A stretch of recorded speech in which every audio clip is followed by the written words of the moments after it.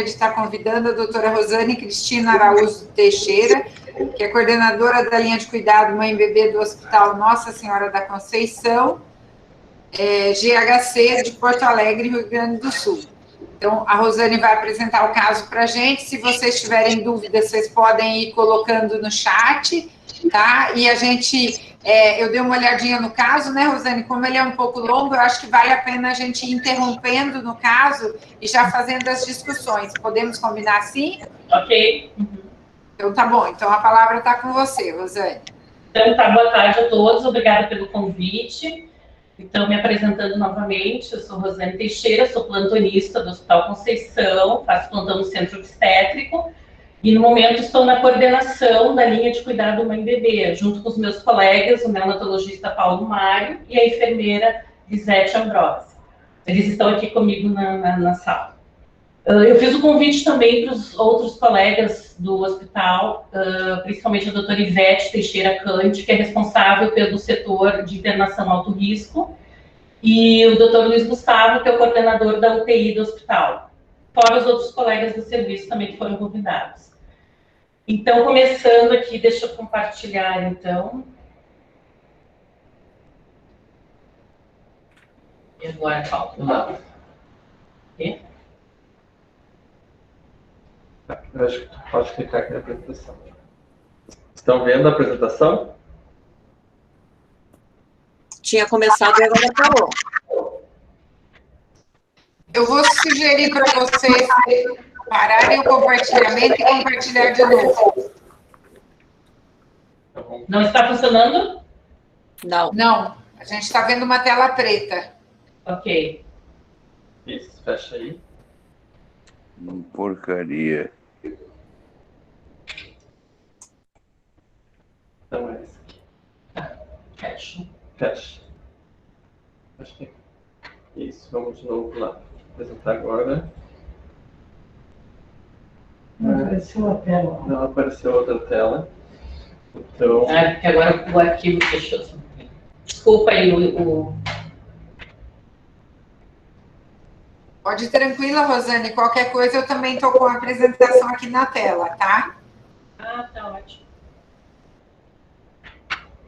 Vamos ver se você consegue. Qualquer coisa, você me avisa e a gente passa por aqui. Vou apresentar agora. Uma janela. Será que ela não abriu ainda? Acho que ela não abriu ainda.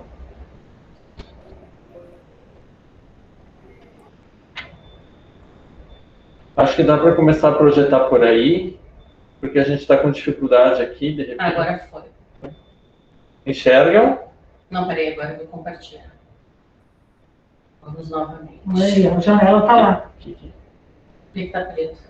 Uma bola aqui. Mas clica em cima dela. Ela está abrindo aí.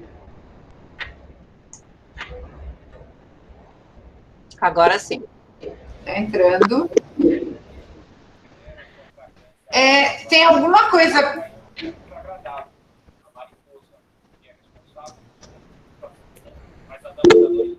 A gente... Tá trancando, Rosane, algo a... Bom, quem sabe faz por aí, então. Rosana, apresenta você. Eu vou apresentar. Então, Rosane, se você puder tirar.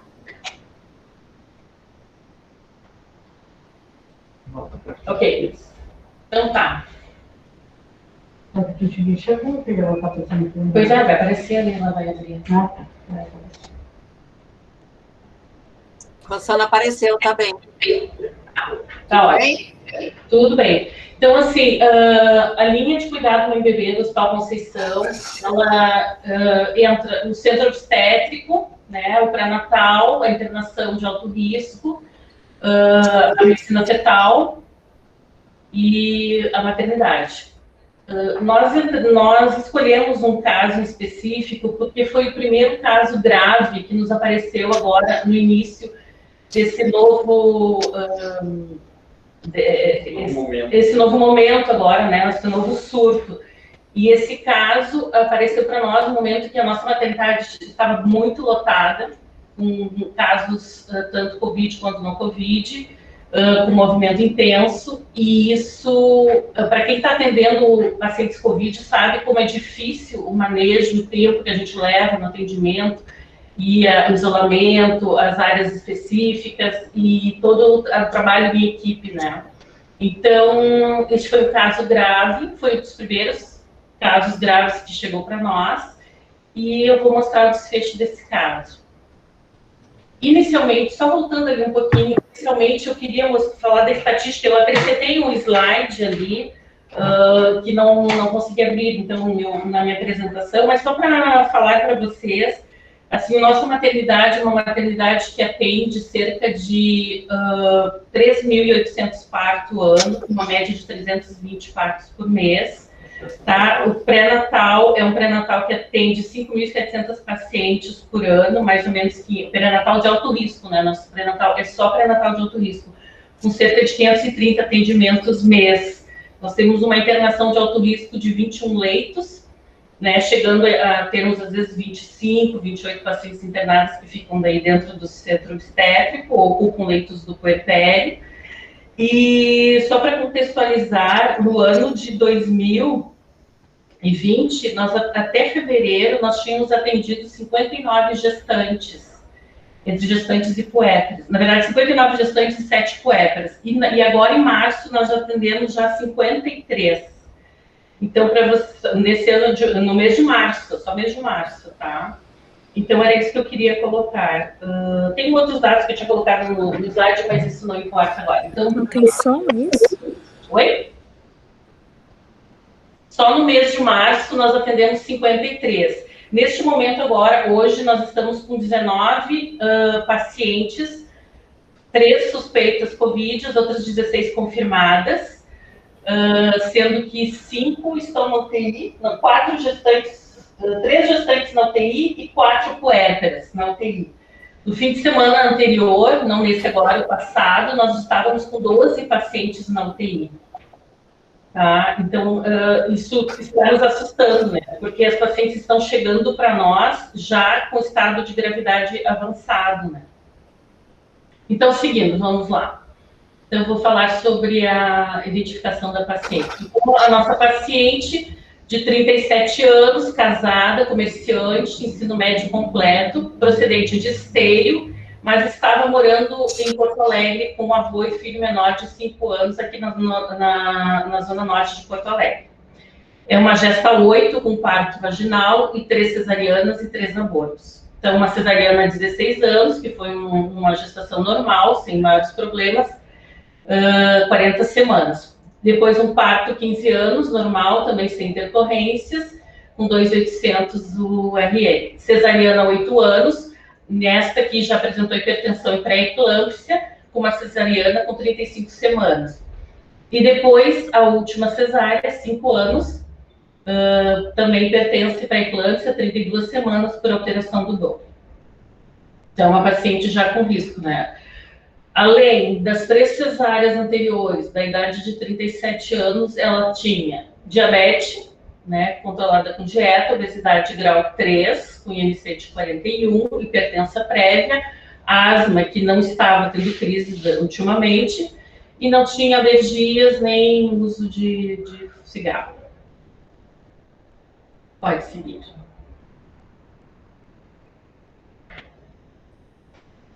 Bom, então, início dos atendimentos. Ela iniciou seu atendimento no Esteio, que é uma cidade da Grande Porto Alegre. Lá ela fez 5 consultas de pré-natal e depois ela passou começou bem no início, né, esse pré-natal. Aí ela passou para o pré-natal em Porto Alegre e fez um atendimento no hospital, na posto de saúde em Porto Alegre, com 18 semanas. Então, ela fez as 5 primeiras consultas na Esteio, depois veio para a UBS aqui na Zona Norte, com 18 semanas. Ela passou no FEME, ela fez uma consulta de emergência, com 13 semanas, as queixas eram dor em baixo ventre, e o primeiro ultrassom que foi solicitado na primeira consulta de pré-natal foi com 10 semanas e 3 dias, então era bem datada, né? Primeira consulta no pré-natal de alto risco foi somente em 9 de dezembro, já com 24 semanas. Revisando o prontuário no posto de saúde, ela não tinha o cartão SUS de Porto Alegre. O cartão SUS dela era de fora de Porto Alegre, então eles não conseguiam agendar essa consulta no pré-natal, por isso a demora. Várias vezes foram chamados pelo posto para que fossem fazer o cartão SUS para conseguir marcar a consulta. Então ela já chegou com 24 semanas no pré-natal do Hospital Conceição.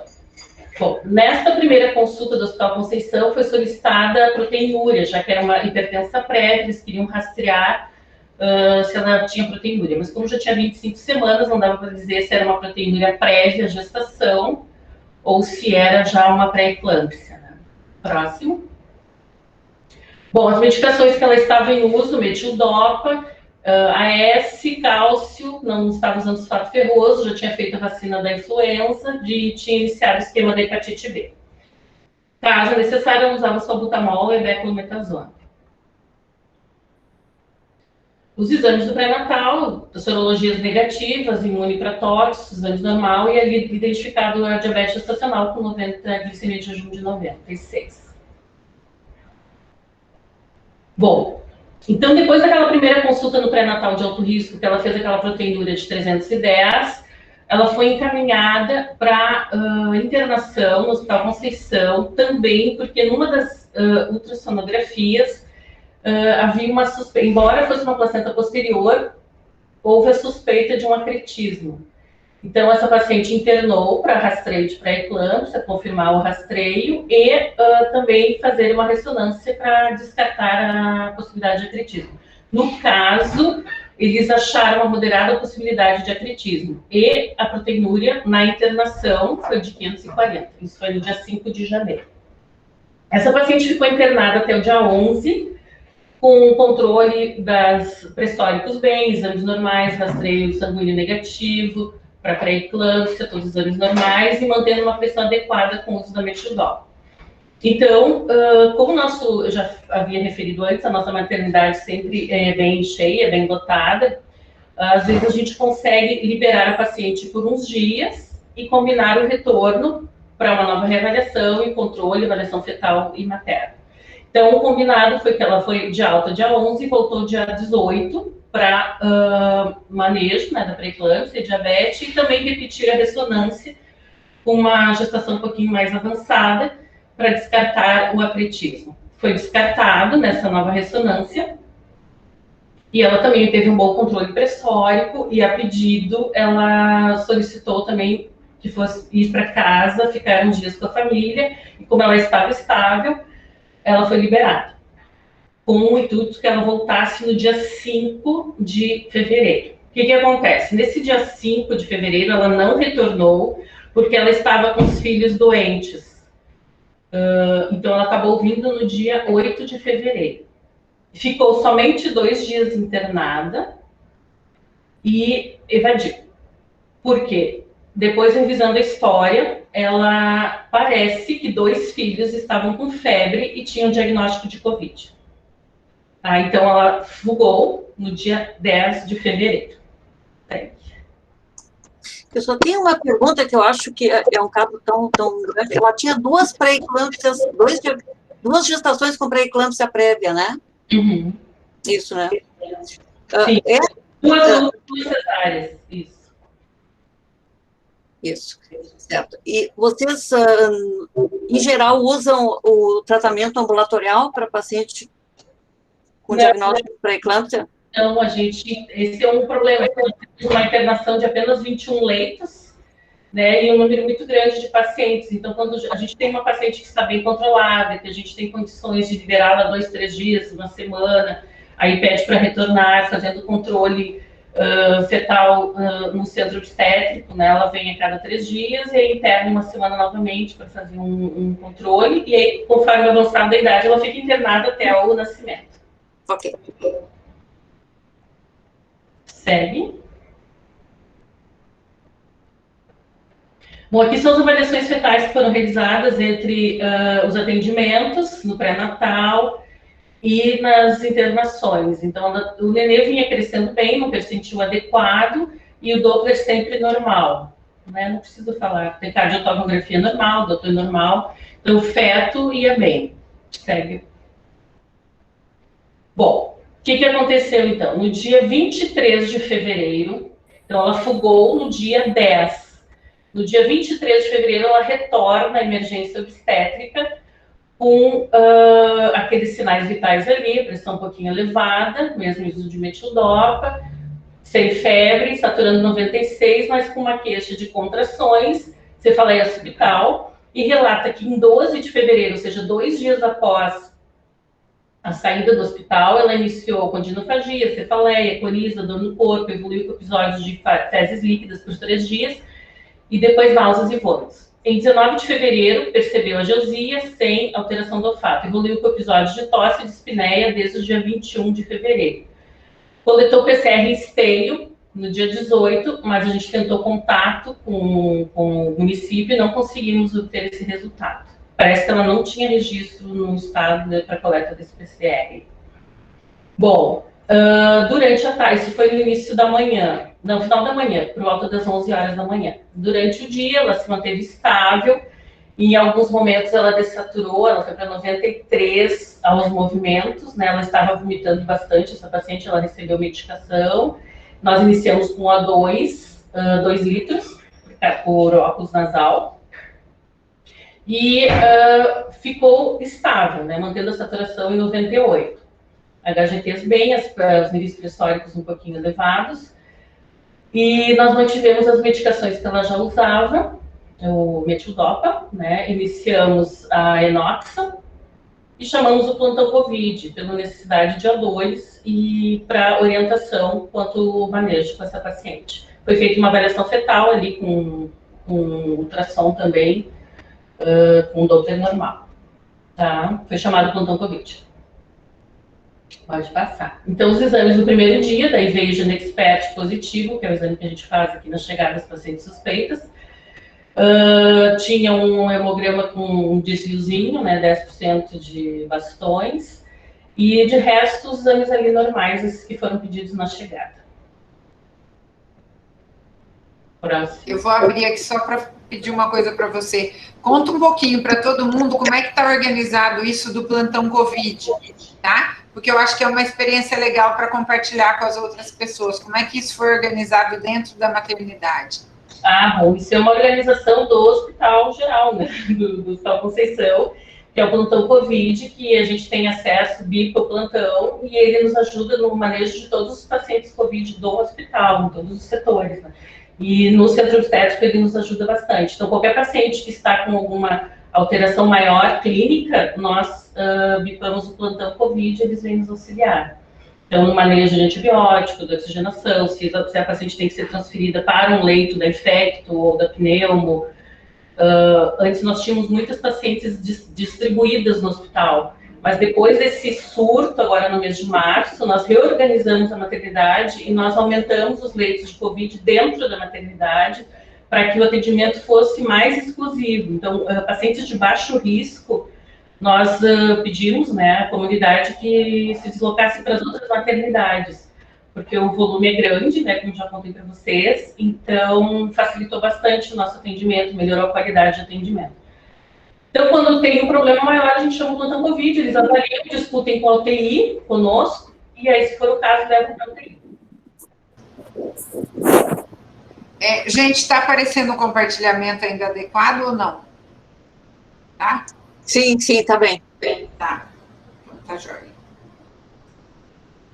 Próximo.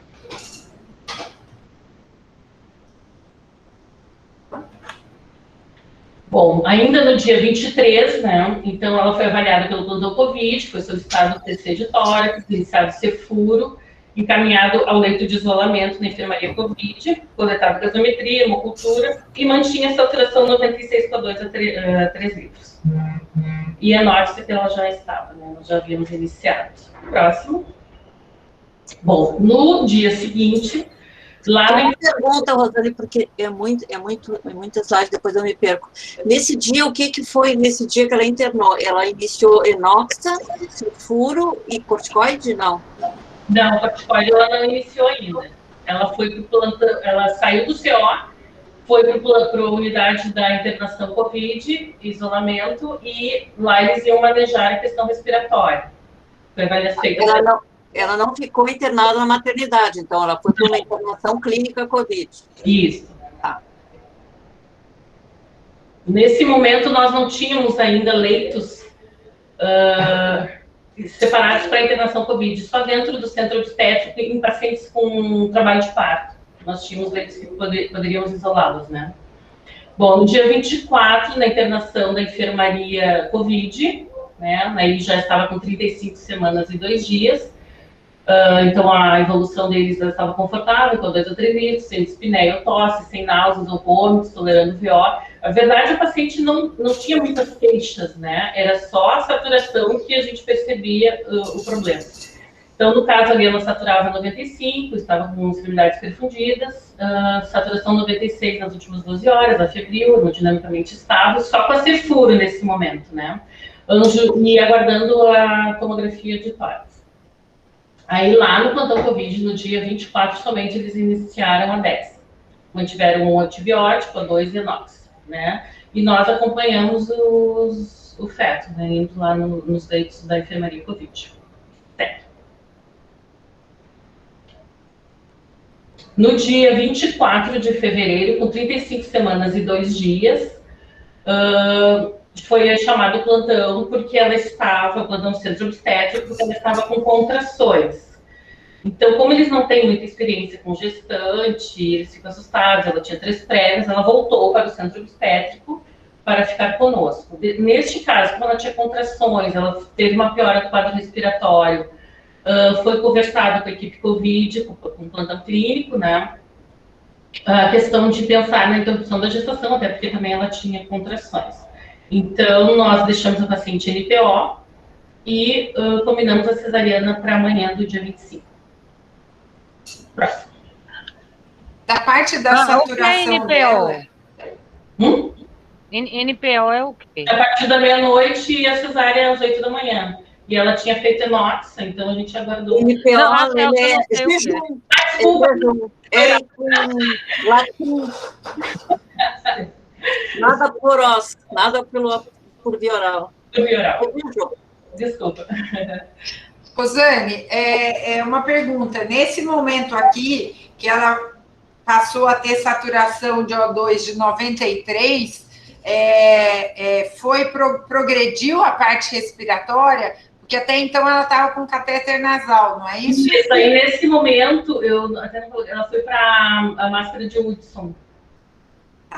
Porque se a gente pensar aqui, né, ela já, nesse dia aqui, ela é D12 de sintomas, né? Uma coisa que a gente tem visto e que tem chamado um pouco a atenção, não sei se todo mundo está percebendo isso, parece que nessa segunda onda que eu vou atribuir à variante P1 ou às outras variantes, as pacientes têm piorado de uma forma mais rápida e parece que mais tardiamente. A gente tinha uma preocupação muito grande entre o 7º e o 10º dia, e agora a gente está percebendo que parece que é depois do 10º dia.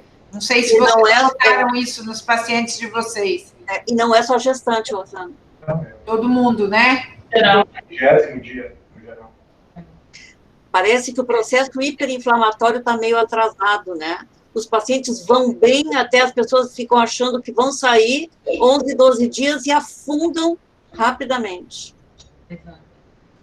E ela chega já em quadro avançado, né, para nós. Bom, então a cesariana foi no dia 25, às 10h34, então foi a indicação contrações e piora do estado geral materno, extração fetal pélvico, APGAR 8 e 9, líquido claro, a cesárea foi tranquila, peso 2,340. Entrega aos cuidados da pediatria, e aí à tarde, ela ficou assim, naquela época nós tínhamos as cesáreas dentro do CO, e elas ficavam isoladas, fazendo o puerpério, né, o pós-operatório, num quarto PPP, né? Então, ficavam conosco no pós-operatório, ali no quarto PPP. Então, às 16h20, foi chamado novamente o plantão Covid, porque ela dessaturou, fez hipótese. E ela estava com o catéter nasal só. Ali ela já estava com a Hudson. Com a Hudson. Rosane, uma dúvida, assim, quando ela foi para o centro obstétrico, tinha alguma gasometria, tinha alguma coisa que mostrava que ela estava próxima a ir para uma intubação, alguma coisa assim? Sim, mais adiante tem... Beleza. Vamos lá. Tá aí. Então, no 13º dia de sintomas, né, que foi o dia 3 de internação, foi acionado o plantão por hipoxemia, paciente assintomática, ela achava que estava melhorando, né, dispneia pequena, os pequenos esforços, eupneias, né, bem, saturando 88, a febril hemodinamicamente bem, e a gaso ali, ó, saturação 88, PO2 59, e o raio-x de tórax mostrando consolidações difusas e bilaterais. Aí na Hudson deixaram 7 litros, e orientaram o titular conforme oximetria. Segue. Nesse mesmo dia, foi chamado plantão Covid 3 vezes. Depois, às 20h40, persistia na queda da saturação, né, sem queixas. Então, ela sentia que nos últimos 3 dias vinha em curva de melhora do quadro, né, cansaço, fraqueza, inclusive conseguindo deambular no quarto. Então, ela sentia bem, mas ali, a saturação 90-91 já com 8 a 15 litros. Então, a conduta do plantão Covid, mantido medidas atuais, eles cancelaram o atomo de tórax, solicitaram um angiotomo, com vistas a avaliar TEP pela piora do quadro, e pediram que entrássemos em contato se piora novamente. Nesse inteirinho, eles já haviam entrado em contato com a UTI. Tá. Dani, esse é o dia da interrupção, né? Oi? Esse foi o dia da cesariana. Sim, a cesárea foi às 10h40. Ali, então ela tem 10 horas de evolução, ela já estava afundando. 10h34. Uma coisa que me chama um pouquinho a atenção, eu vou até voltar aqui, aqui nesse momento que ela já tem uma gaso com uma PO2 de 59, né? Quando você tem uma PO2 abaixo de 60, isso para não gestantes, em muitas situações já é indicação de intubação. Então, isso chama atenção nesse momento aqui, essa PO2 de 59, né? Tem vários protocolos que colocam que se a PO2 estiver abaixo de 60, seria indicação de intubação. A outra coisa que você colocou que eu achei bem interessante é o acha que está melhorando, né? Porque a hipoxemia do Covid é a hipoxemia feliz. A pessoa acha que está bem, né? Tem gente na UTI falando que quer ir embora. Então, isso é uma outra coisa também que a gente percebeu também. E aí, uma coisa que eu senti um pouquinho de falta aqui, mas que eu acho que talvez até tivesse bom, é como está aqui tá, né? A frequência respiratória dela aqui tá boa, tá 18. Porque o que a gente percebeu em gestante puérpera, elas fazem muita taquipneia. Isso é até da própria fisiologia da gestação, tá? Por quê? Porque a gestante, ela precisa manter uma PCO2 menor que 45 para o feto poder fazer a troca com a mãe. Então, a forma como ela tem de tirar esse CO2 é fazer taquipneia. Por isso é que as gestantes, às vezes, elas chegam com uma taquipneia muito importante. Então, são algumas coisas para a gente estar sempre bastante atento, né? Porque, às vezes, a gente acaba não percebendo isso. E a saturação dela aqui com 90, 91, está muito no limite, né? Porque, na verdade, o que a gente vai querer para essa saturação, para uma puérpera, seria uma saturação maior que 92. E lembrar também que a gente precisa o tempo inteiro, se está assim no limite, tá olhando a gasometria para a gente ter uma ideia de como tá. Posso passar o próximo? Pode. Gente, se tiver alguma pergunta também, vocês vão colocando para a gente, tá? No chat. Se alguém quiser comentar alguma coisa também, acho que é esse, né? Sim, aí novamente chamado plantão Covid, saturação 80, taquipneia superficial, mantendo a frequência aí já aumentou um pouquinho para 24, né? Aí, neste momento, ela queixa de mal-estar, né? Sem queixa objetiva de dispneia ou cansaço. Angiotomo veio sem indícios de TEP, extensas opacidades consolidativas, comprometimento parenquimatoso 50%, superior a 50%. Aí a gaso novamente,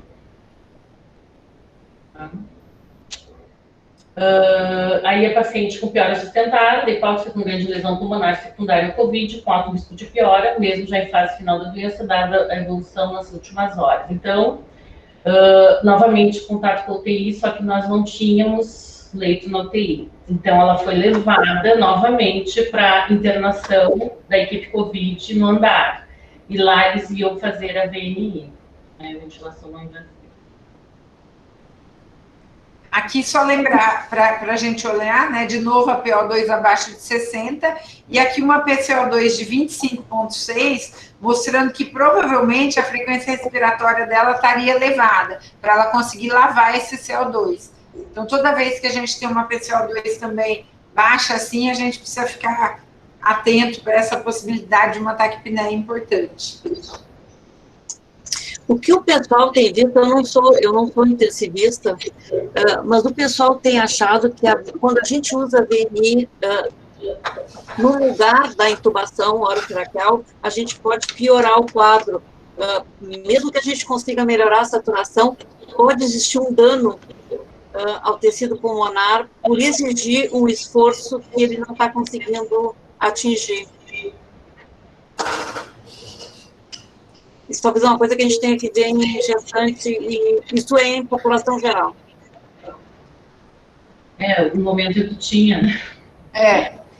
Não, isso tem que pensar isso mesmo, Rosane. Na verdade, assim, a gente já chegou a ficar com paciente entubada na enfermaria por não ter vaga de UTI, né? Os nossos leitos de UTI não estão dando conta. A gente tira um paciente e põe outro. Né? Então, essa é uma realidade que a gente compartilha com todo mundo, né? A situação tá grave assim mesmo e bem difícil mesmo. Né? Posso fazer só um comentário aqui sobre... Claro, eu estava lá, eu estava com ela nesse momento, e a avaliação do plantão Covid, apesar de não ter o leito da UTI, é que não era indicação de intubação ainda, que realmente ele gostaria de tentar a VNI. Não foi por falta de leitos. Na verdade, o problema que, assim, como eu estou sempre discutindo os casos com os intensivistas, o que eu tenho visto é que o prognóstico de pacientes entubados com Covid é muito ruim. Saiu uma estatística bem recente nacional de que, em média, principalmente nos hospitais públicos, 80% dos pacientes que são entubados no Brasil, eles acabam indo a óbito. E, por isso, eles tendem a retardar bastante a intubação com medidas não invasivas. É claro que ninguém vai deixar de entubar um paciente que tem indicação, mas o quanto se puder postergar. Porque, muitas vezes, com a VNI, você pode conseguir levando o paciente para ele não precisar. A intubação, ela também leva a lesões, né? Então, essa questão de, por exemplo, as lesões por hiperdistensão, por barotrauma, elas também acontecem na intubação. Agora, o que eu acho que a gente precisa ter em mente são duas coisas. Primeiro, se ela é gestante, a gente está aí diante de uma situação que é aquele negócio, né? Entre a cruz e a espada. Porque se, por um lado, ela tolera muito menos a hipoxemia, e aí a indicação de intubação, eu tenho uma posição, inclusive, lá no MP a gente vem discutindo isso muito, diferente do que tem, por exemplo, no UpToDate ou outros locais, que diz que você pode esperar até 70 de PaDO2 para intubar. Eu acho isso muito perto do limite, principalmente nos locais onde, eu não sei vocês aí, mas aqui em Pernambuco a gente tem uma capacidade de monitorização limitada, principalmente na sobrecarga. Se a gente espera chegar a 70, nem sempre o feto vai, de uma hora para outra, ele pode ir a óbito ali, né? Então tem isso. Por outro lado, a gente sabe que intubação em gestante é mais complicado, e isso a gente tem visto também, que às vezes, quando você vai intubar a gestante, aí é que o negócio degringola, porque muitas vezes é uma intubação difícil e você acaba perdendo, às vezes, a mulher ou o bebê nesse negócio. Então, é uma situação muito difícil. Tem os problemas da VNI, de você manter máscara não reinalante, você fica com um bocado de medo, por um lado, por outro lado, né, você fica assim, nada é fácil nessas pacientes. Agora, a puérpera eu ainda acho melhor, né? A gestante é que é mais complicada ainda. Bem, essas são minhas impressões. Leila, na verdade, assim, eu tenho uma opinião totalmente contrária à sua, Na verdade, eu acho que nós estamos com 80% de morte em intubação, porque nós estamos intubando gente tarde, tá? Ou não intubando. Então, por exemplo, a gente teve aqui nós estamos com 115 pacientes internadas em UTI, né? Se pegar da primeira onda para cá, e, na verdade, a gente teve 9 mortes maternas, a gente tem mais de 60 pacientes intubadas, né? E, na verdade, o que eu acho, 2 dos casos que a gente teve óbito materno, eu acho que demorou para intubar. Né? Uhum. Então, por quê? Porque quando você demora para intubar, o paciente já não tem reserva, e a hora que ele não tem reserva, ele vai dessaturar de forma importante, a hora que ele dessatura, o feto vai fazer sofrimento fetal, e aí você tem um outro problema adicional, que é a parte cardíaca, porque se fica uma paciente por muito tempo numa situação de hipoxemia, você vai ter comprometimento cardíaco também. Então, por isso é que me preocupou um pouco essa situação de ver a PO2 tão baixa, né? Então, não, mas você não entendeu o que eu disse, não. Eu não disse que para gestante isso, não. Essa estatística que eu falei foi do Brasil como um todo, e eu concordo com você que o problema é a falta de vaga e a intubação tardia, concordo totalmente.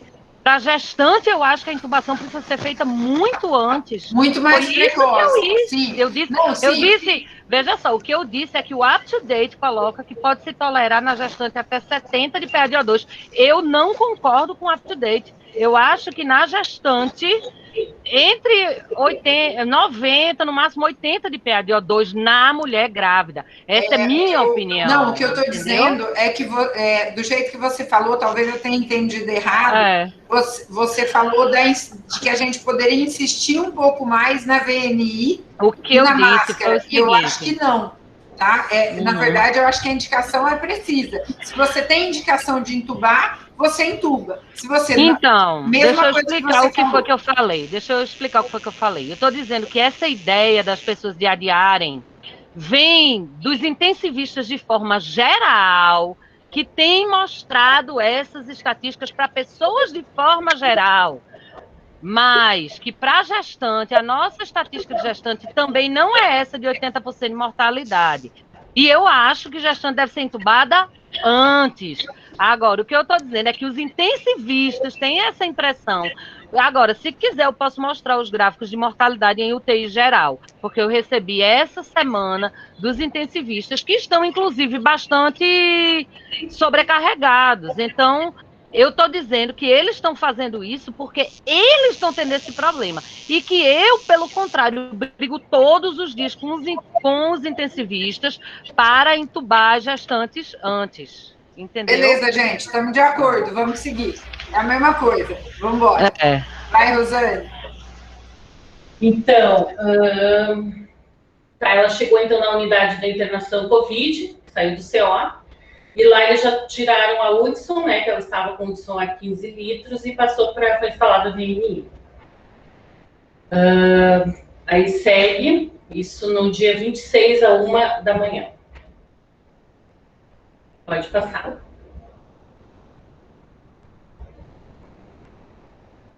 Assim, depois das 7 da manhã, ela ficou taquipneica, né, saturando 86, e bastante ansiosa. Por momentos, ela retira a máscara da VNI. Isso às 7 da manhã, tá? Bom, aí no dia 26, já ao meio-dia, piora da dispneia. Nesse momento, ela tem a queixa de dispneia, né? Ela saturava de 76 a 88 com a máscara de Hudson a 15 litros e passou com a VNI a saturar 90 a 96. A gasometria, essa aí do meio-dia, né? E eles optaram por fazer a furosemida, porque ela estava um pouco demasiada. Segue.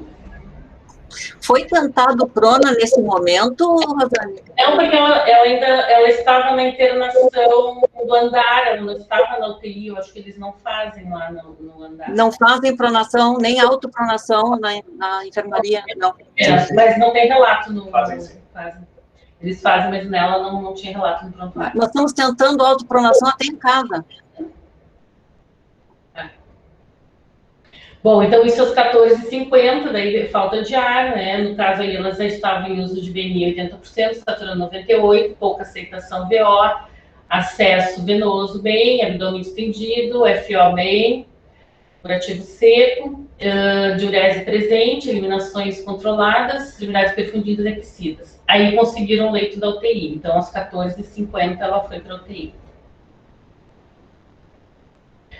Então, a internação na UTI, ela chega lá com VNI saturando 94, leve esforço, frequência respiratória de 34, os outros sinais bem, aí primeiro PO de cesárea. Tudo isso recém primeiro PO, né? Ela operou no dia 25, aí foi para o UTI no dia 26. Aí elas entubaram a paciente. Próximo. Então... Depois eu queria chamar a atenção para o via oral, quando eu estava usando a máscara de ventilação não invasiva, o que pode ser um risco de aspiração, né? Sim. Eu acho que... Ela estava bem lúcida. Estava bem lúcida. Tá bem. É só para lembrar isso. Sim. Que é um risco na VNI a paciente ficar meio nebulada, pela hipoxemia e acabar aspirando, nós temos, além de tudo, uma pneumonia de aspiração. Bom, balanço hídrico positivo, sem piora da função renal, boa resposta ao diurético, queda da PCR, ela estava alta, depois eu tenho os valores ali, ela pronou, né, e depois supinou, ficou hipoxêmica, supina, saturou 58, aí ajustaram a ventilação mecânica e fizeram diurético, demais os cuidados de UTI, né. Sepse respiratória, estava no 4º dia da CEFOR. Aqui eu acho que é só importante a gente colocar, né? Então ela foi pronada porque a relação era menor que 150, né? E quando supinou, ela piorou, e olhar aqui que ela está com parâmetros altos, né? Ela está com pico de 20, está com uma FiO2 de 100%. Então, para ela manter, para conseguir melhorar essa oxigenação dela depois dessa queda, né? Na verdade, a gente teve que subir bastante os parâmetros para ela. E uma outra coisa interessante para a gente olhar, né? E que eu acho que a gente tem que estar bem perto do pessoal da UTI, é que puérpera, na verdade, ela faz a reabsorção de líquido, ainda mais na situação dela, que tinha uma pré-eclâmpsia superajuntada, então fica esse balanço hídrico, além dele ser positivo, pode diminuir a diurese até pela própria pré-eclâmpsia, e se a gente aumenta muito esse balanço hídrico, e especialmente aqui a gente está falando de puérpera, tá? Porque a gestante a gente tem que tomar cuidado com o balanço hídrico muito negativo, que pode dar oligoâmino.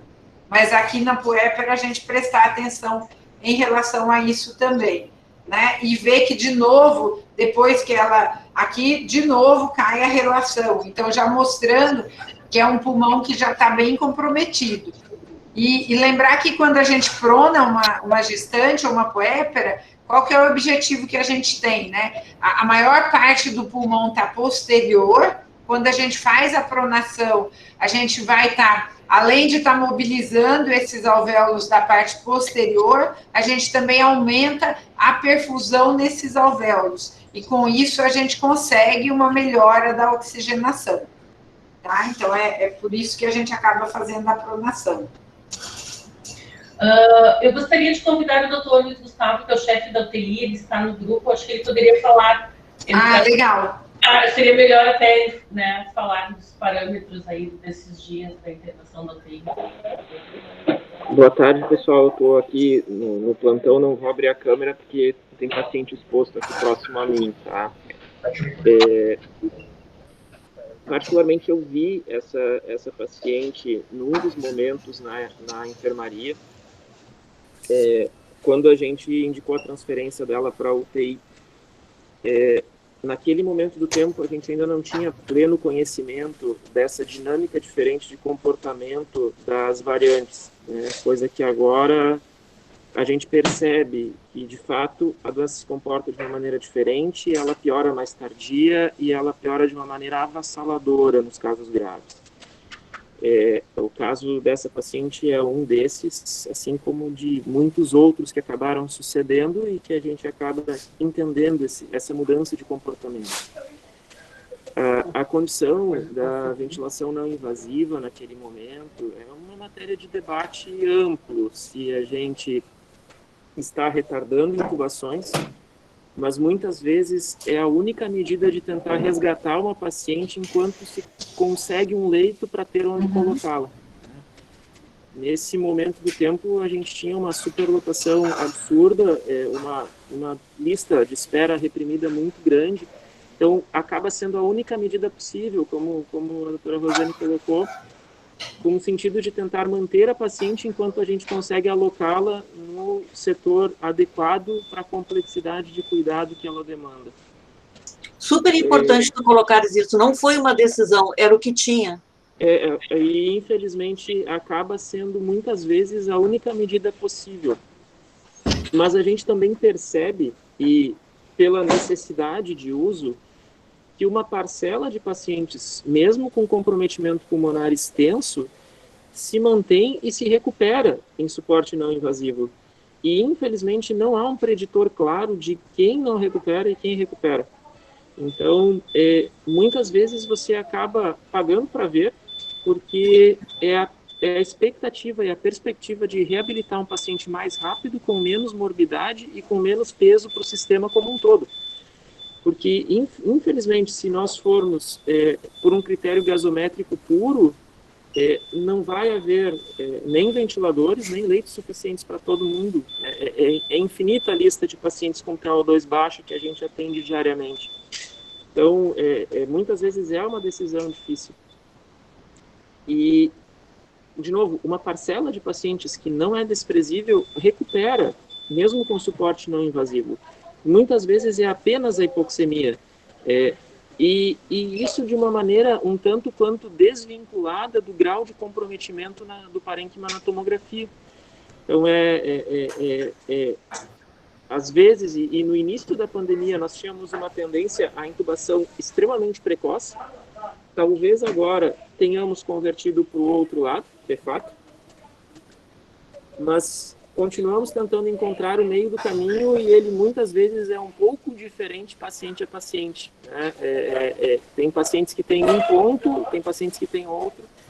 Esta senhora especificamente, quando da chegada na UTI, extremamente hipoxêmica, o processo de intubar e colocar no ventilador foi muito rápido e mesmo assim ela com uma reserva muito pequena, houve uma dessaturação nesse processo, tanto que prontamente se considerou a necessidade de colocá-la em posição prona e aí seguir os cuidados, e desde o início, desde muito cedo, sempre com uma mecânica pulmonar muito desfavorável, com um pulmão com uma complacência muito reduzida.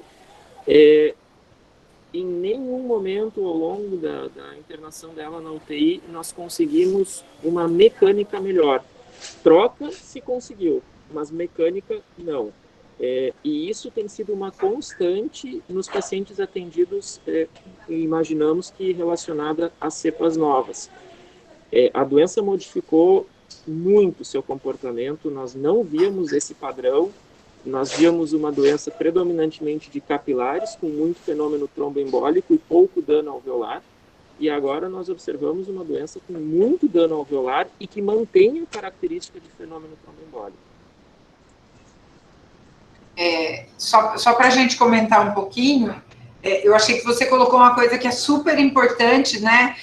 O pessoal é muito focado em fazer uma imagem da tomografia e tudo, mas na verdade a gente não vê essa relação tão clara, né? Tem paciente com 50% que vai muito mal e tem paciente com 50% que vai relativamente bem. Chega a usar um catéter nasal, mas não chega a uma situação de intubação, né? E outro ponto que eu acho que é bem importante a gente falar, é que parece mesmo que essa situação agora está mais grave mesmo em relação à rapidez de evolução, né? E uma coisa que existe a possibilidade de uso, mas infelizmente a disponibilidade não é tão alta é o catéter nasal de alto fluxo, né?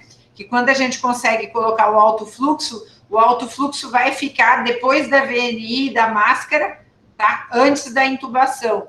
Então, é outra possibilidade que a gente tem, mas o catéter nasal de alto fluxo passa a ser também bastante complicado numa situação onde a gente tem uma restrição também de oxigênio, né? Mas é uma opção bem interessante, às vezes a gente consegue colocar paciente com 60 até 80 litros por minuto no catéter de alto fluxo e evitar a intubação desses pacientes. Não sei se você quer comentar aqui, Rosane, ou o pessoal da UTI, se quiser continuar. Eu vejo que as pacientes toleram muito melhor o catéter nasal de alto fluxo que a VNI, que a máscara de VNI. Deve ser, é muito menor, né? Eu acho que é mais tolerável. A impressão que eu tenho, eu não acompanhava muito a CTI, e desde novembro eu acompanho bastante. Vários pacientes internados em CTI, não só gestantes. A gente não teve, graças a Deus, não mais do que 5 gestantes internadas no mesmo tempo, na CTI do Clínicas, que é uma CTI de referência para casos de COVID grave e crítico. Mas o que eu tenho visto é que os pacientes que evoluem bem com VNI, essa melhora é meio rápida. Eles respondem bem praticamente logo. Os que começam a patinar acabam em intubação e, em geral, não vão muito bem. A VNI, ela é muito mais difícil de ser tolerada, tanto pela questão da claustrofobia que ela acaba gerando, quanto muitas vezes de adaptar a máscara correta ao perfil de face do paciente. O alto fluxo, ele tende a ser muito melhor tolerado, mas ele também tem uma aplicação restrita. Ele depende de um perfil de hipoxemia pura. Muitas vezes o paciente tem qualquer distúrbio de mecânica associado ou um distúrbio metabólico com algum grau de acidose e ele não consegue vencer a taquipneia que acaba sendo gerada. Como uma regra, ele é melhor tolerado, mas a gente percebe que eles são intercambiáveis. Quem falha um, falha o outro. Então, a gente não... O paciente que vai escapar, ele escapa ou no alto fluxo ou na VNI, independentemente do dano parenquimatoso. O paciente que vai à ventilação mecânica, usualmente ele vai falhar qualquer um dos dois mecanismos, porque um não resgata na falha do outro. Acho que esse talvez seja o apontamento. E o alto fluxo, acho que é importantíssimo que a colega colocou. Um dispositivo de alto fluxo a 60 litros por minuto equivale a 6 pacientes intubados com FO2 de 100%, em termos de consumo de oxigênio. Então, em redes de oxigênio, pensando em cenário de pandemia, onde o consumo de oxigênio aumenta drasticamente, o uso em larga escala do alto fluxo, ele é mais um fator que muitas vezes pode levar o sistema ao colapso de fornecimento de gás. Então, também é algo que precisa ser atentado e tem que ter uma infraestrutura adequada por detrás, porque senão há um potencial de gerar catástrofe. Podemos continuar, Rosane? Sim, continuando. Então, aqui os parâmetros, né, isso na internação já no dia 6. A evolução dessa paciente foram 10 dias, tá? Então, ela teve 10 dias de evolução fora do hospital e 10 dias no hospital. No dia 6, a internação na UTI do dia 27, às 9h57, ela tinha esses parâmetros aí, hipoxêmica, piora da função renal, diurese reduzida, sem critérios no momento de diálise, né, questionando hipovolemia, infecção não controlada, leucocitose com desvio e piora do PCR com 343 a PCR. Fizeram volume, bicarbonato, suspenso cefuro e iniciaram pipetazo. E dieta por sonda nasointeral. E pronação, novamente. Seguindo. Dia 7, isso já é 19h50. Bom, as evoluções eram enormes, né? Várias.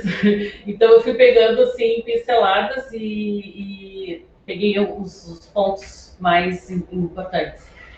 Ela se mantinha febril, né? Ali os exames, a PCR diminuiu um pouquinho. Tinha ainda metas, células jovens.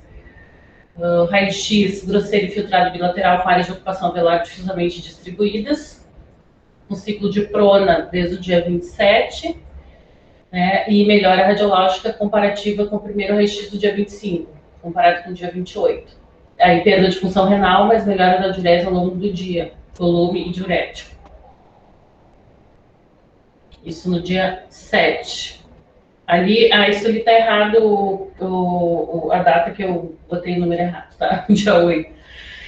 Estável hemodinamicamente, fechado o vasopressor, pronada no dia anterior, gasometria ali com os parâmetros de PCO2 60, PO2 105, diurese razoável, balanço hídrico positivo, creatinina 1.2, ureia 49,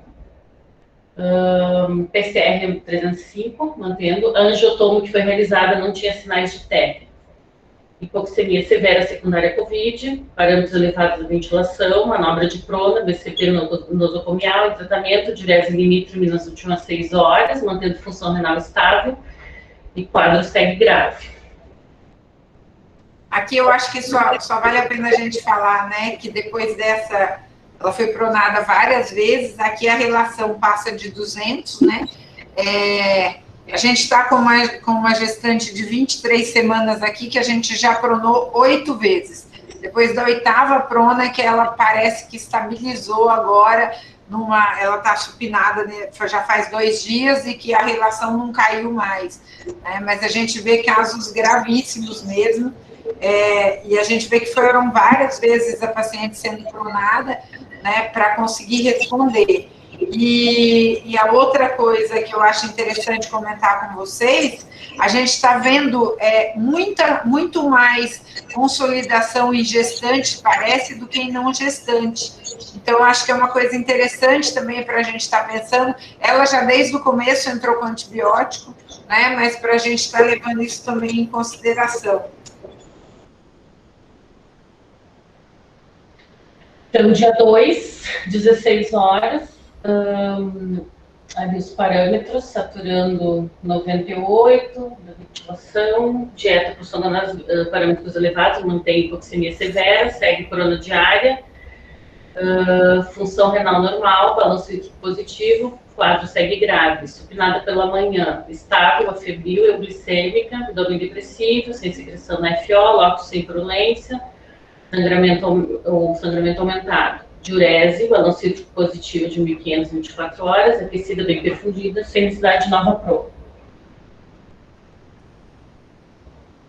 Dia 3, que é o dia 9. Estava hemodinamicamente sem droga vasoativa. Teve episódio de dessaturação necessitando aumento da FO2. HGTs controlados, diurese com balanço hídrico positivo de 2.200 em 24 horas, creatinina 1,19, PCR de 305 foi para 173, ela já estava, acho que no segundo dia de pivetazo, né, dia D2, D1, BCP em tratamento, pico febril isolado hoje, 9 hemocultura, hipernatremia, pior, balanço hídrico muito positivo, quadro segue grave. Não sei se o Luiz quer falar alguma coisa, se ele está aí ainda. Estou aqui sim, Rosane, estou aqui sim. O tanto que essa paciente estava inflamada, né? O marcador inflamatório sempre alterado, começa a abrir aquela desproporção ureia-creatinina, e a gente começa a perceber um estado hipercatabólico muito marcado, e a gente tem percebido isso de uma maneira muito acentuada nos pacientes. Nos leva a dúvidas com relação à origem do dano renal que eles acabam apresentando, mas na maior parte das vezes não é por perda de volume, e sim por dano intrinsecamente renal, relacionado a um estado muito catabólico e inflamatório que eles acabam fazendo. E para essa paciente não foi diferente. As estratégias ventilatórias aqui, elas variam mais para um lado, mais para o outro, mas acho que resume bem aqui que ela ainda segue com uma demanda ventilatória muito aumentada e ainda segue demandando muito apoio do ventilador nesse momento do tempo. Luiz, ela respondia mal a diurético também, né? Porque a gente está vendo que está sempre mantendo o balanço hídrico positivo, né? muito, e principalmente ela abria uma labilidade hemodinâmica muito acentuada, né? Ficava naquele entra-sai de vasopressor quando você tentava o diurético, tanto que num dia ela chegou a receber volume e após é que ela foi receber diurético numa estratégia que não é a usual, né? Então, de novo, um estado inflamatório muito acentuado, né? Ela não era capaz de manter uma volemia efetiva mesmo estando sobrecarregada de líquido. E aí uma coisa interessante que o Luiz falou, eu vou falar de novo, tá, Luiz? Mais porque para a gente que é GO não é uma coisa que a gente presta tanta atenção, mas é a diferença que a gente tem aqui, a ureia elevada para uma creatinina que ainda está ali quase normal, né? E isso daqui poderia estar mostrando que ela estaria entre aspas, com uma desidratação, mas na verdade ela está com um balanço super positivo, e aí tem chamado a atenção essa discrepância aqui, para a gente até pensar em outras possibilidades para alteração renal. Então, acho que é uma coisa que eu estou chamando a atenção aqui mais para a gente, que a gente não vê isso tanto no dia a dia, o pessoal que é intensivista vê muito mais, né, mas para a gente poder estar prestando atenção também nesse tipo de piora. Isso aí chama atenção a piora da função renal, mesmo com a creatinina quase normal, né? Um aumento discreto circulando.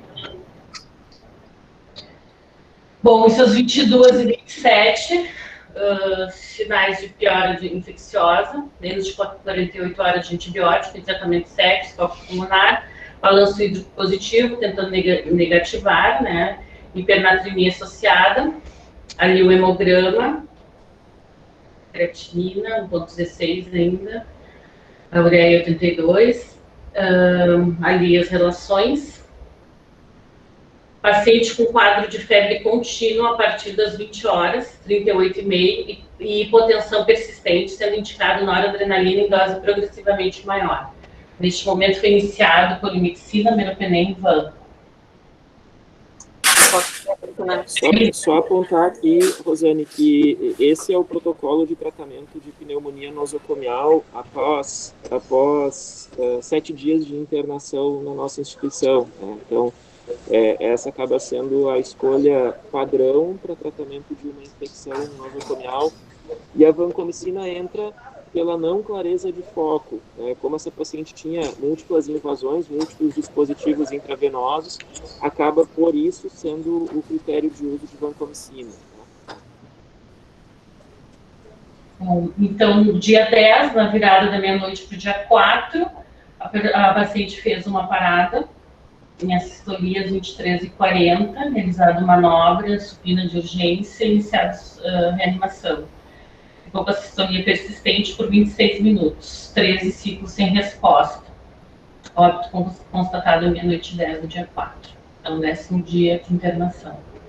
Aqui, informações do RN, prematuro, 35 semanas e 3 dias, interna não tem réu com 5 horas de vida. RN feminino, peso 2,5, TAP 0,89, capítulo de 36 e 13.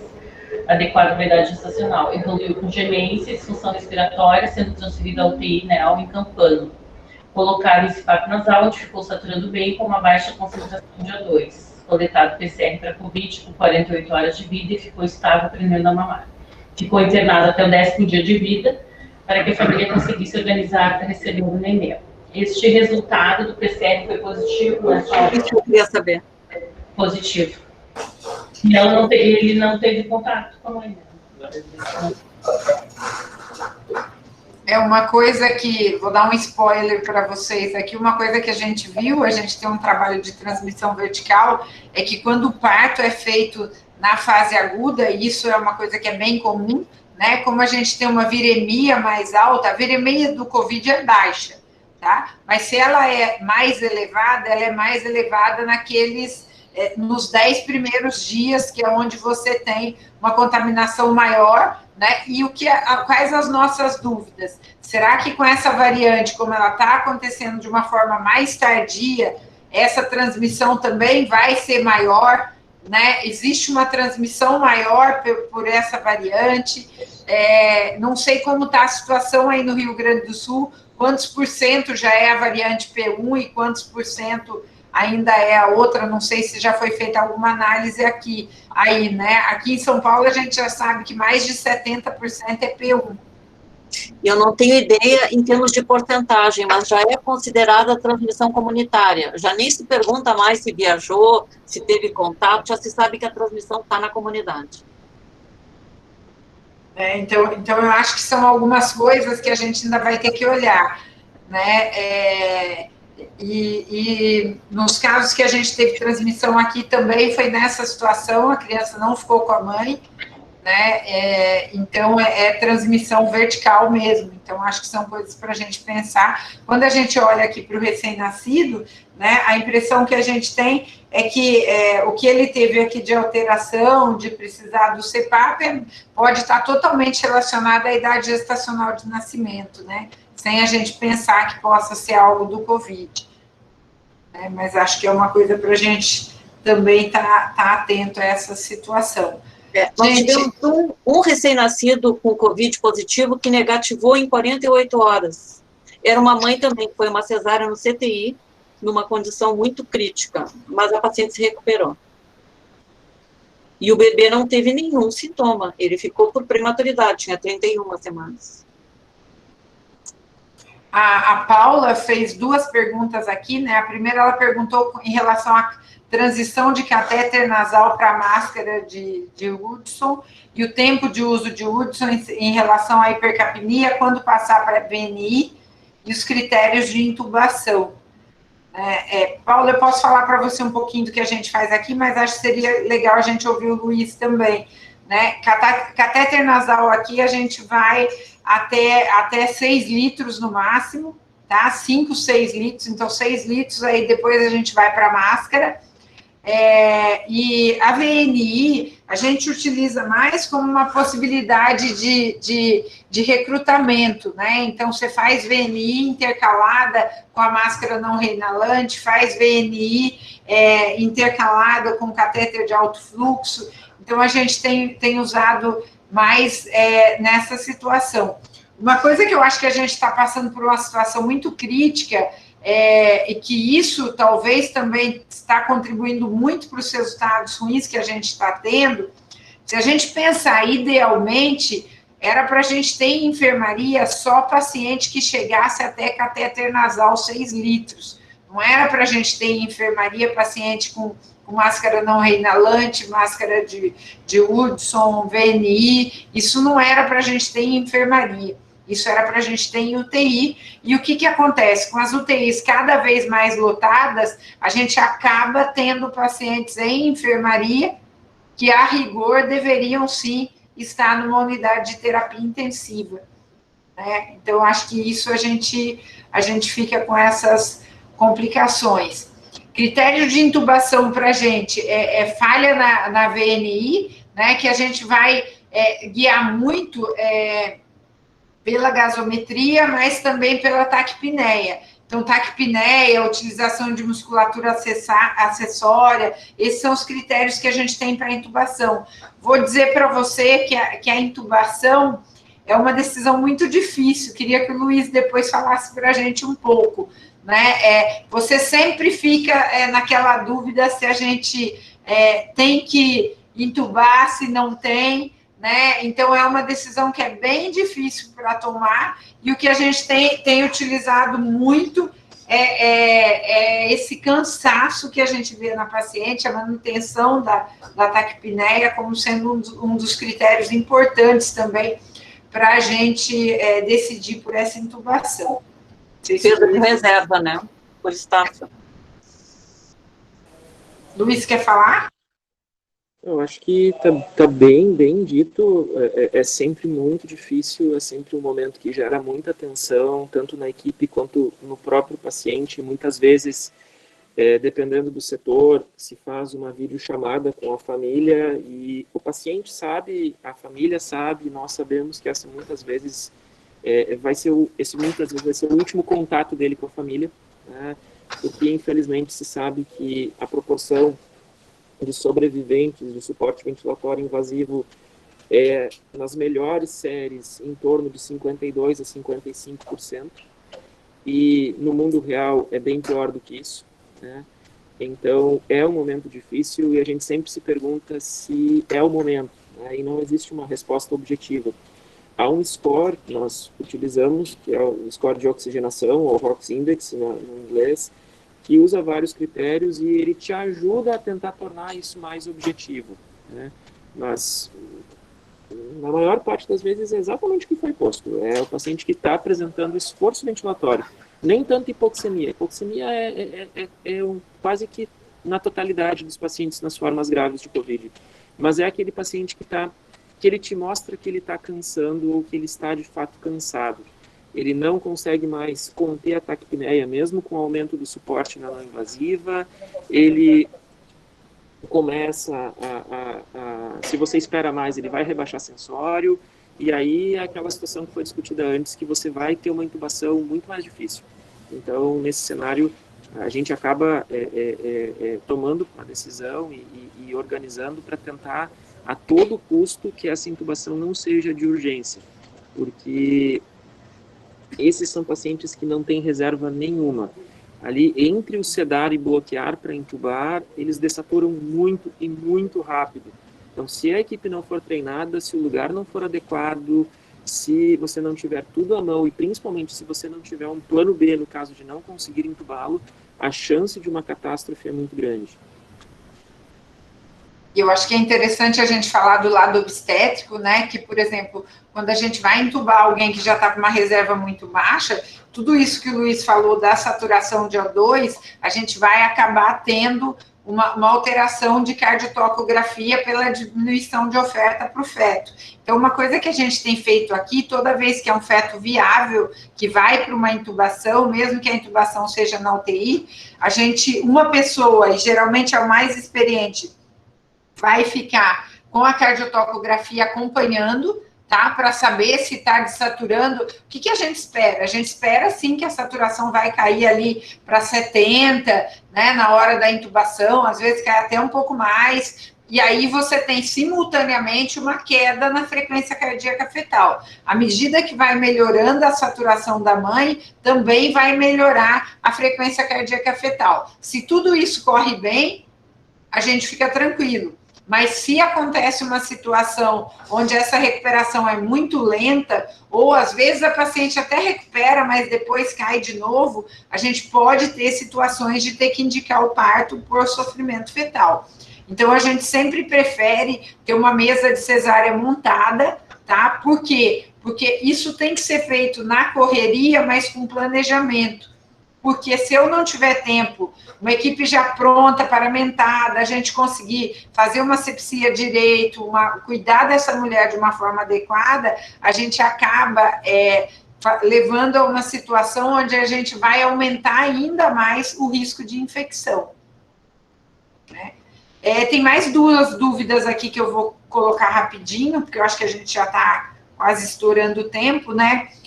Uma dúvida em relação a critério de interrupção da gestação por piora materna, se a Maria Lúcia quer falar, e a outra é o uso de ocitocina no pós-parto, se a gente está mantendo a mesma dose, a dose usual, e será que a gente não está piorando a congestão pulmonar pela ocitocina?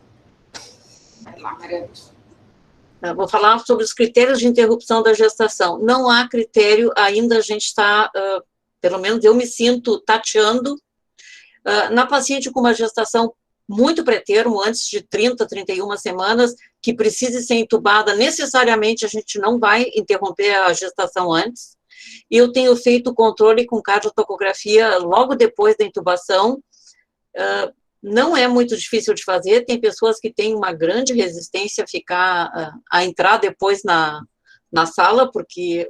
Você sabe que a aerosolização com a intubação é grande, tem gente muito temerosa, mas eu tive perda fetal depois da intubação, mais de 24 horas depois da intubação, quando esse bebê parecia estar estável. Eu ainda não sei o que aconteceu, eu estou esperando o AP da placenta, para ver se tinha algum outro fator. A paciente não tinha mais nenhum fator de risco além da obesidade e um diabetes gestacional muito leve. Então, o momento de interromper, acho que depois das 32 semanas a gente tem que pesar bem. Se a paciente vai para a intubação, o risco de manter essa gestação e de ter duas perdas, né? Eu não sei como é que a Rosana trabalha com isso. A gente faz toda vez que é gestação viável, a gente instala cardiotoco antes de começar o procedimento de intubação, a gente deixa a mesa pronta, né? Lembrando que você tem que pensar que numa situação, que se a paciente ficar numa situação muito ruim, você pode pode ser contraindicado que você faça o parto, porque você pode piorar ainda mais a situação do paciente. O que a gente tem feito é assim, menos de 32 a gente vai fazer a intubação e com o propósito de não resolver a gestação, né? E na maioria dos casos a gente conseguiu fazer a intubação e não resolver. Acima de 34 a gente considera resolver no momento da intubação, né? E entre 32 e 34 a gente vai observar. Antes da intubação, paciente que ainda está em VNI, paciente em máscara e mesmo em catéter de alto fluxo, a gente não resolve, independente da idade gestacional, só se a gente tiver uma indicação fetal, tá? Então, se eu tiver alteração de cardiotóxico, se eu tiver alteração de líquido amniótico, aí a gente resolve, mas a gente chega a ter situações onde a gente vai avaliar a vitalidade fetal 3 vezes ao dia dentro da UTI. Por que a gente decidiu não resolver mais as gestações? Tem um trabalho que mostra que quando se faz uma cirurgia em alguém COVID positivo, você aumenta a morbimortalidade em até 40%, né? Isso por quê? Porque o COVID ele é muito dependente da resposta inflamatória. E quando a gente faz um parto, uma cesárea, eu acho que talvez esse seja um dos maiores problemas que a gente tem aqui, né? Quando a gente faz um parto, uma cesárea, a gente tem uma situação de que muitas vezes a gente banalizou isso no Brasil. E a gente vai entrar ali em diversos tecidos e ter uma resposta inflamatória importante. E isso pode piorar o quadro dos pacientes, né? Então, a gente tem tentado não resolver. Os óbitos fetais que a gente teve aqui, a gente já tem mais de 300 pacientes atendidos com COVID, eu falei para vocês que 110 em UTI, a gente teve 5 óbitos fetais, 4 deles em gestações inviáveis, né, menos de 23 semanas, e um numa gestação de 26 semanas, mas que não foi relacionada à intubação. É uma paciente que fez um TEP, e aí ela fez uma trombose placentária também. Então, é isso que a gente tem usado. Então, ocitocina, a única coisa que eu posso dizer, a gente tem usado a mesma dose, né? O que a gente tem feito é se a paciente já está com alteração pulmonar, ou se é uma paciente que está entubada, a gente pode concentrar a ocitocina para fazer uma oferta menor de líquido, né? Para não deixar o balanço hídrico muito positivo, que é outra coisa que a gente tem feito também.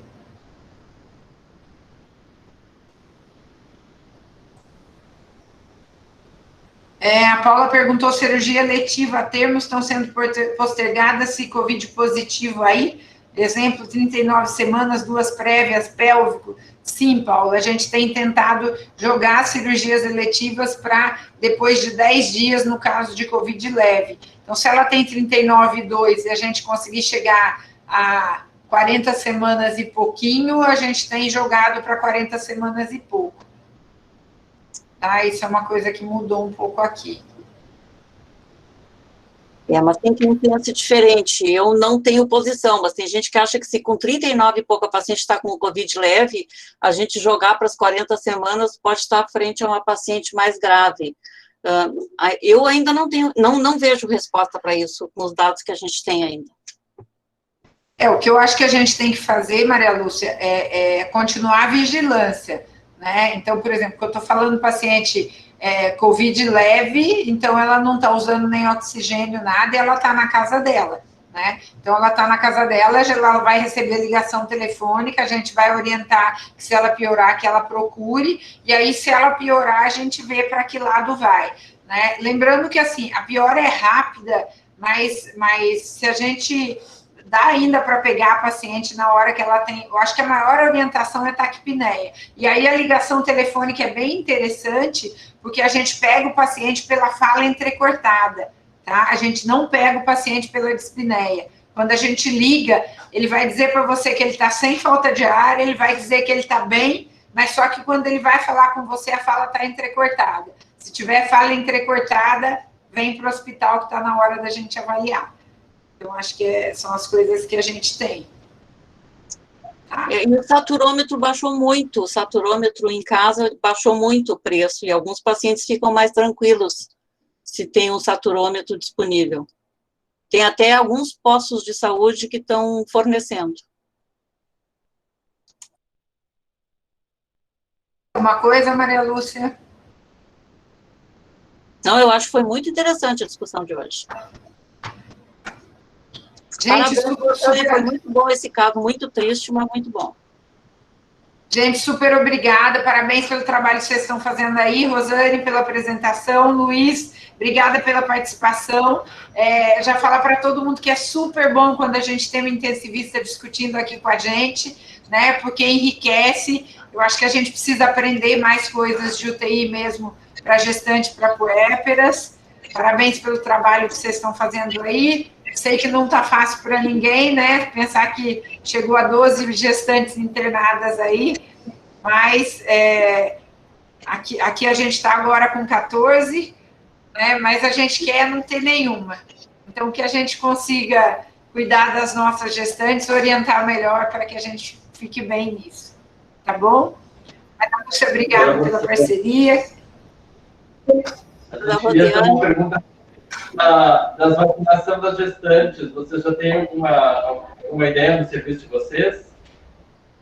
Da vacinação das gestantes assintomáticas. Nós, como grupo, temos apoiado a vacinação de gestantes. Não é uma posição... É uma posição, sim, do Ministério da Saúde, e que foi apoiado por esse grupo, de que as mulheres que teriam indicação de serem vacinadas por conta da sua condição como profissional de saúde ou por apresentarem comorbidade, não deve ser negada a vacina porque ela está grávida.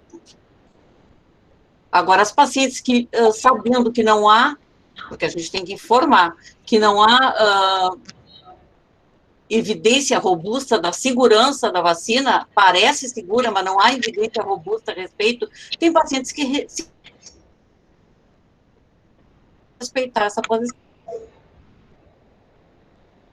Tem uma nota técnica, né, do Ministério da Saúde, que a gente pode depois estar compartilhando também, tá? A nota técnica... A Karen já colocou? Já colocou aqui, né?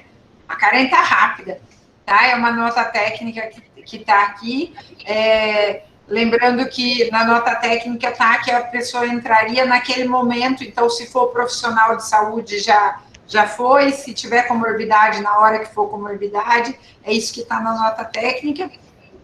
E lembrar da importância de ser uma decisão compartilhada, né, Maria Lúcia? Colocar que realmente... O que a gente tem hoje bem claro? As tecnologias usadas nas vacinas para Covid são as mesmas usadas em outras vacinas que não levaram a problema nenhum para gestantes e para os seus filhos. As vacinas usadas no Brasil, né? Nessas usadas no Brasil. Por outro lado, a gente não tem estudos em gestantes. Estão começando estudos em gestantes agora. Tá? Gestante e criança foi uma população que ficou para um segundo momento e está começando agora. Tá bom? Podemos acabar, gente? Obrigada a todos, boa tarde. Obrigada. É um prazer enorme estar com vocês. Obrigada, Maria Lúcia. Obrigado, gente. Muito bom. Tchau, gente. Obrigada. Obrigada. A Liseira mandou ela fazer, ela está com 17, 18. Então,